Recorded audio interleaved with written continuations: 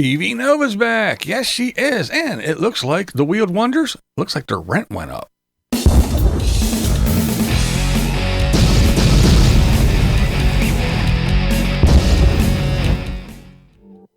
What's up, live viewers? How's everybody doing today? Alrighty, yeah.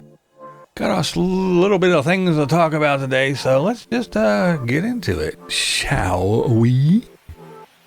Alright, first what we got? We got Paula Van Vita Travels. She is at the desert bar out there, you know, the one you go way out in the middle of nowhere in the desert there in Arizona.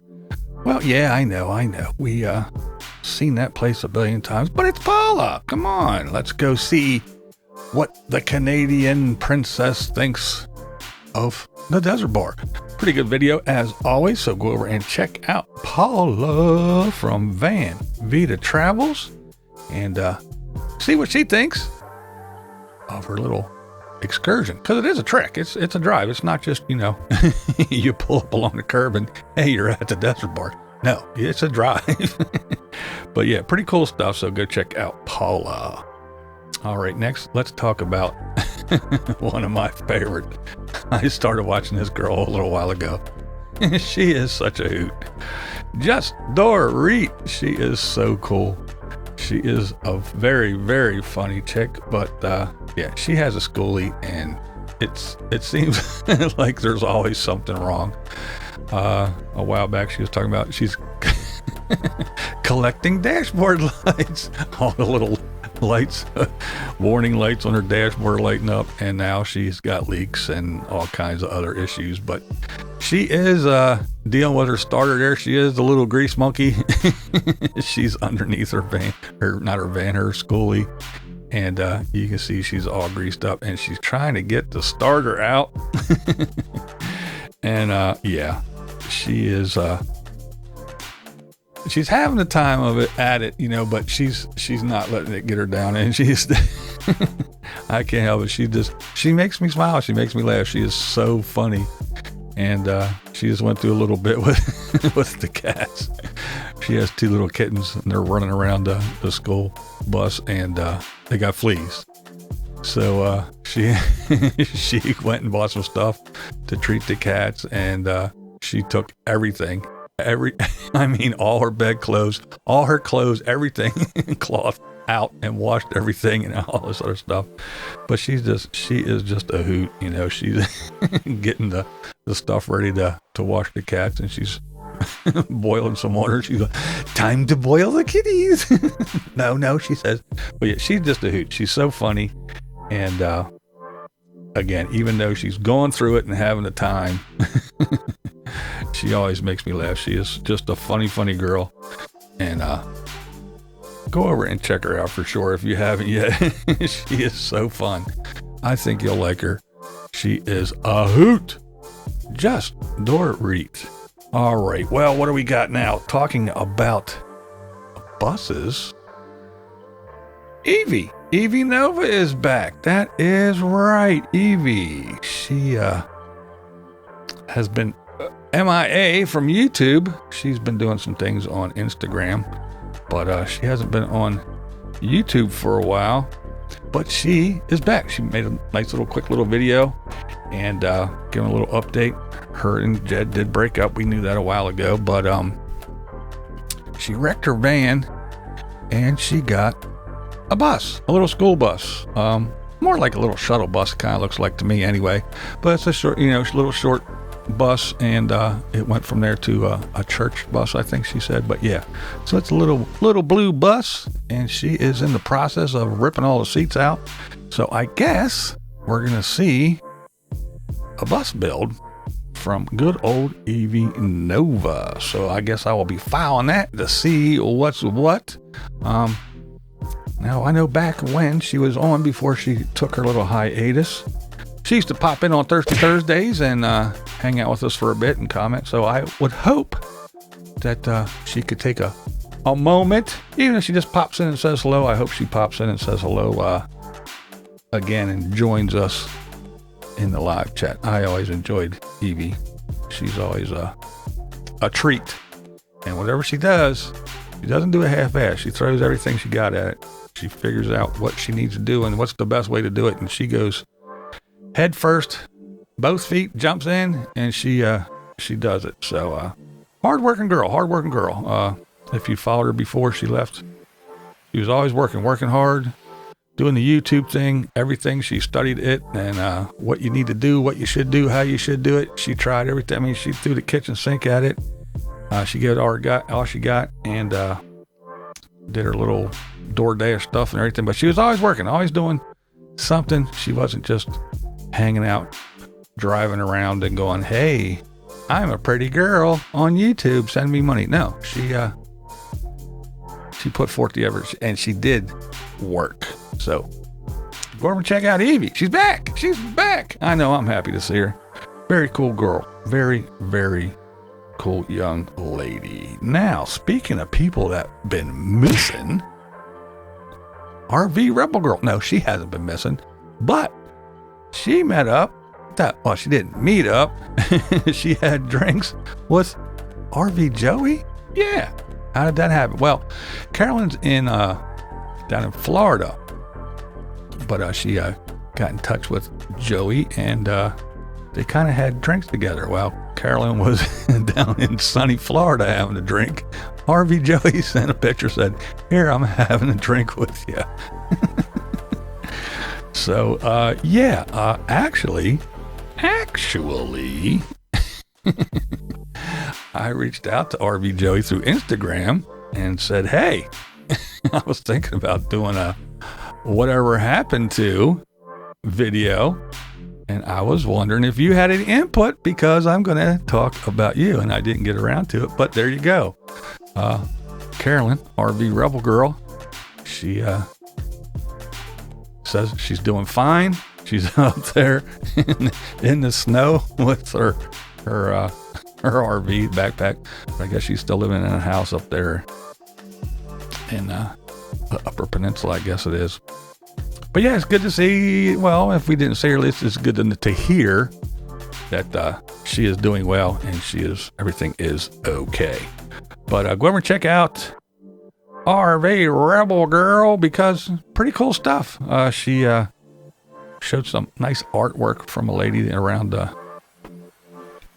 guess it was an RV park, because there's camp miles and everything else in there. But yeah, pretty cool stuff. Interesting. And she also talks about, it looks like the Wheeled Wonders, looks like their rent's going up. And I say rent because you often hear them say, well, I traded, rent or a mortgage. I traded it for, pretty much fuel, because that's their big expense if you're traveling.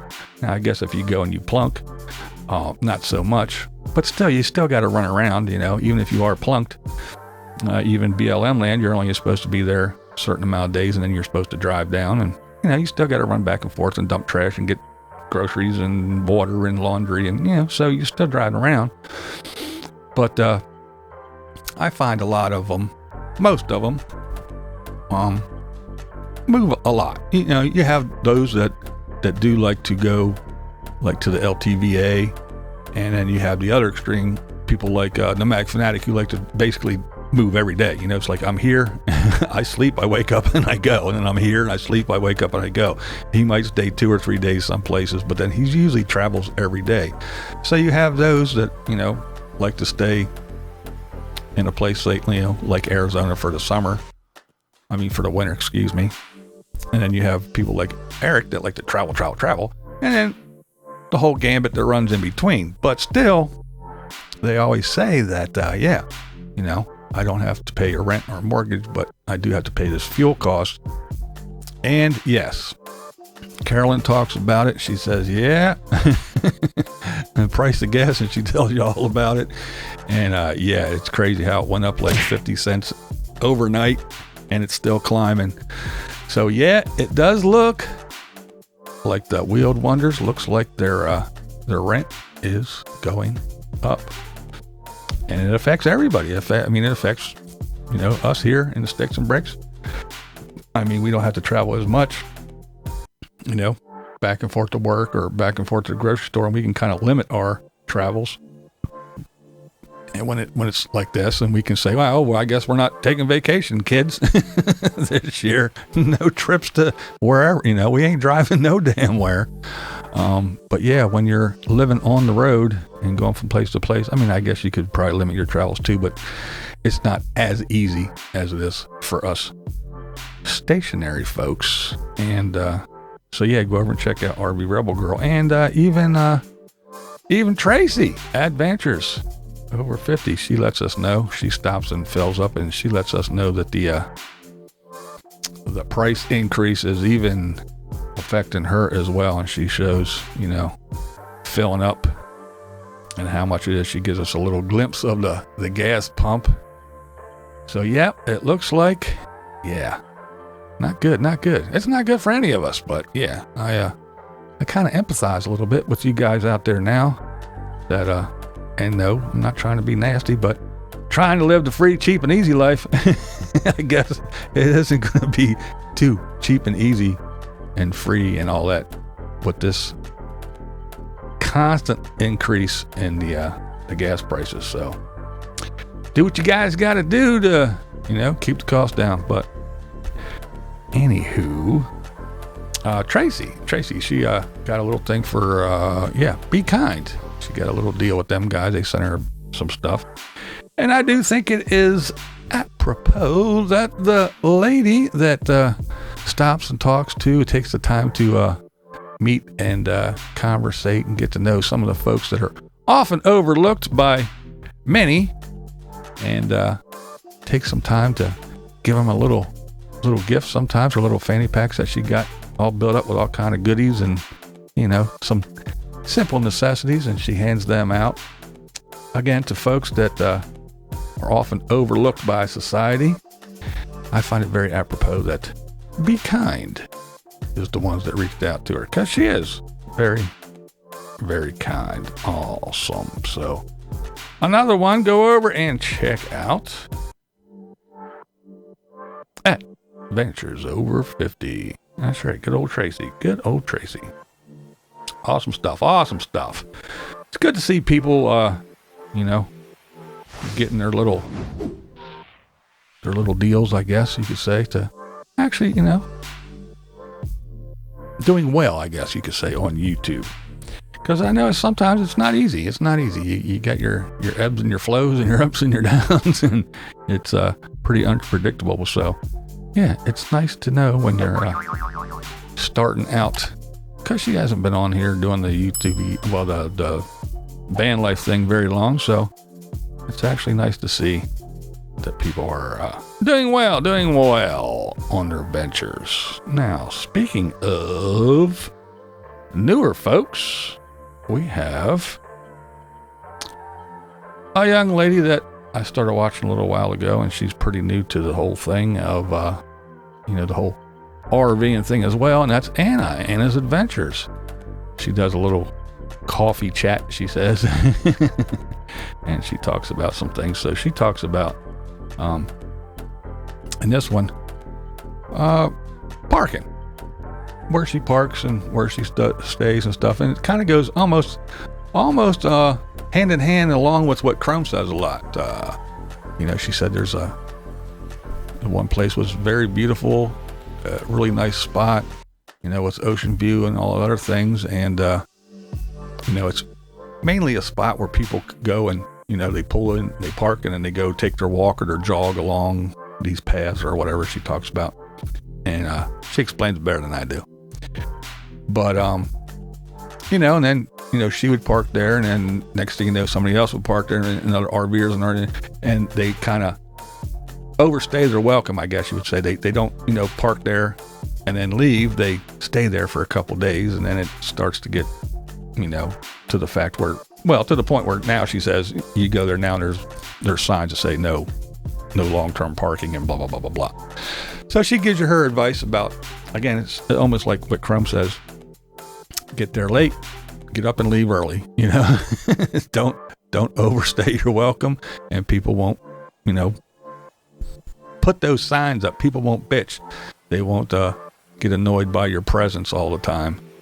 And she also talks about, when she's parking along the curb, she tries to find that spot where she can park close to a no parking area, and Chrome does the same thing. He talks about this also. So he'll park, somebody might be able to pull in behind him and park along the curb, but in front, it's like a no parking zone, so he can leave. Or he does it the same thing where he can back out and leave. He tries to park where he can't get someone in front and in back of him, where he has to maneuver so he can get out quickly if need be. And she talks about the same thing.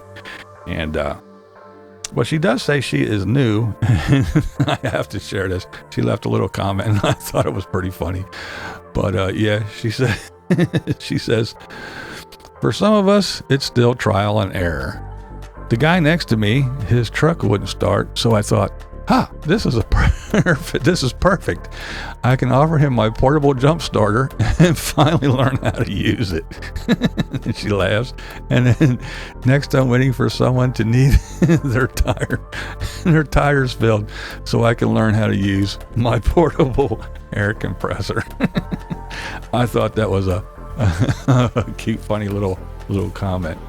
So yeah, when you're out there and it's new to you and you're just out there winging it, trying to find your way and figure out the best ways. And in her little coffee chat, she even says, it's I'm new to this. I'm no expert, but this is just what I found. And you share these things, and I'm sure, like most, you rely on the other wheeled wonders on here on YouTube for their words of wisdom. I guess you just have to sift through the BS and find the ones that are telling you the truth and being real. I guess you can tell when folks are real and not just saying, hey, this is wonderful. Yeah, move into your RV or your van and skip through life. And the sun will follow you everywhere you go, and carefree, yeah. But yeah, it's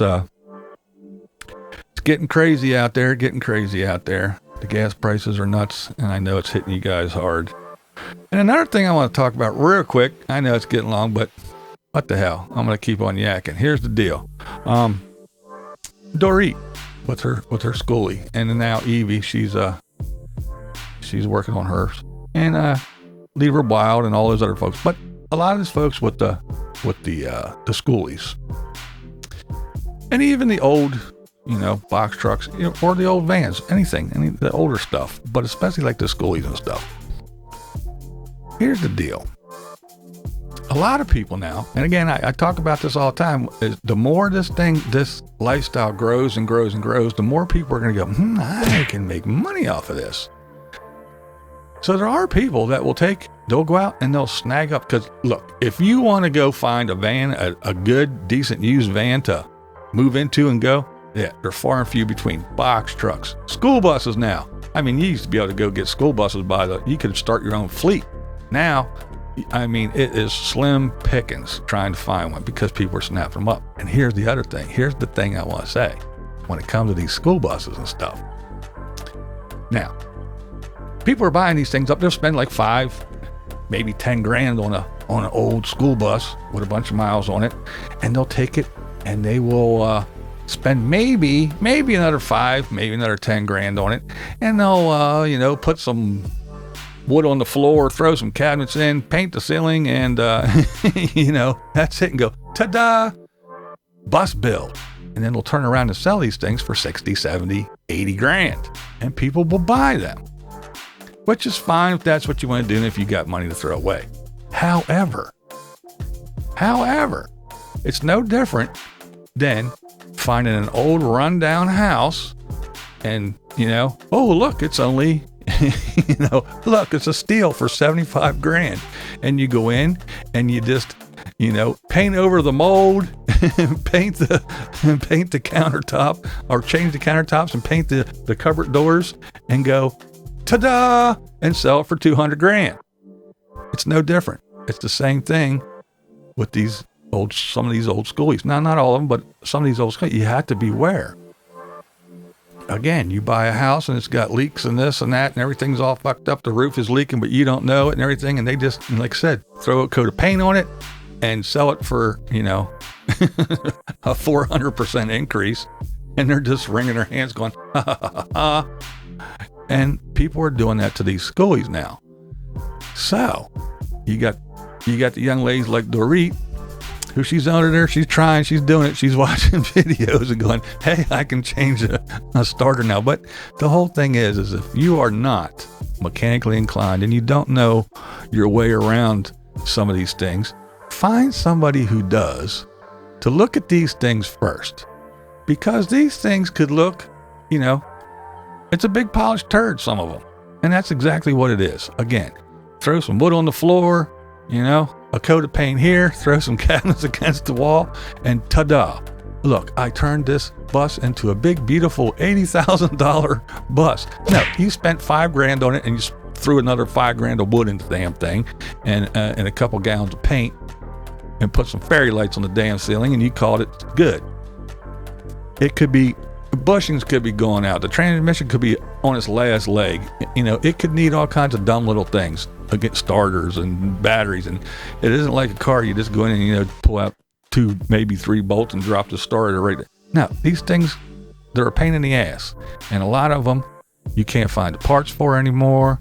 You can't even find them in the junkyard anymore because these people are doing all the flips and stuff, just like flipping houses. Now they're flipping box trucks and school buses and all kinds of stuff. So that's all I'm saying is when you're out there and you're thinking about these schoolies and everything, yeah. Again, these are fleet vehicles. You don't know who drove them, how many people have driven them, and how they've been driven, how long they sat around. You just don't know. So if you aren't one of those mechanically inclined people, but you have a little bit of an idea, find somebody, ask somebody. I know you got to know somebody. Your pop, your dad, a friend, somebody that you know and trust to say, hey, look at this big hunk of metal. Is it worth it or is it not? Because there are those folks, again, this thing is getting really, really popular, more and more and more and more. And people are trying to find that way to find it and to find the vehicles to go do it. And some of them are just getting snapped up and they're polishing that turd and selling it to you as a big, nice, shiny diamond. And it's not. But hey, you don't have to agree with me. That is never the point here. The point is, this is Blind Views, and that's the way I see it. What we do here is go back.